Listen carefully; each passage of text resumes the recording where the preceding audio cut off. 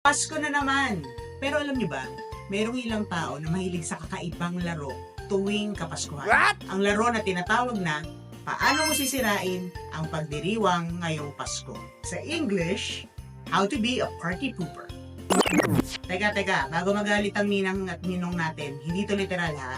Ito ay tungkol sa mga toxic na behaviors na kung hindi natin babantayan, pwedeng makaapekto sa kasiyahan ng Pasko natin at ng ating mga mahal sa buhay.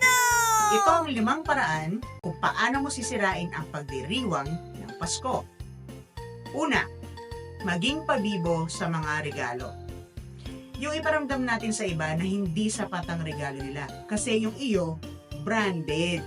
Pangalawa, unsolicited life advice. Kagaya ng mga tanong na, kailan ka ikakasal? Bakit hindi ka pa napopromote?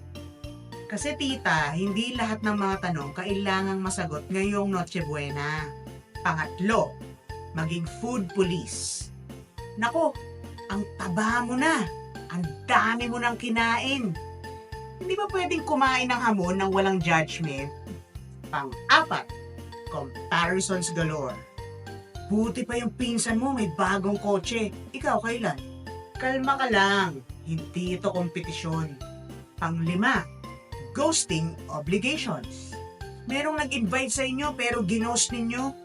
Ang sagot dyan, responsibilidad nyo pa rin po ang respeto. This season, why not make the holidays about connection and kindness instead of criticism and competition?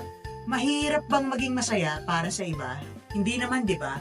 Kaya let's be mindful of our actions and words. Kung gusto niyo pa ng tip on how to maintain healthy relationships and build resilience, like and follow the U-Drive group page. Ako si Poy De Lara, isang certified trauma specialist, reminding you that this Christmas, let's choose compassion over disconnection. Like and follow niyo na para sa mas meaningful and stress-free na Pasko. Ako si Poy De Lara, ang iyong certified trauma and resilience life coach. Kung nais ninyong magtanong o may mga hinanaing kayo na gusto ninyong sagutin in a trauma-informed way, mag-comment lang kayo.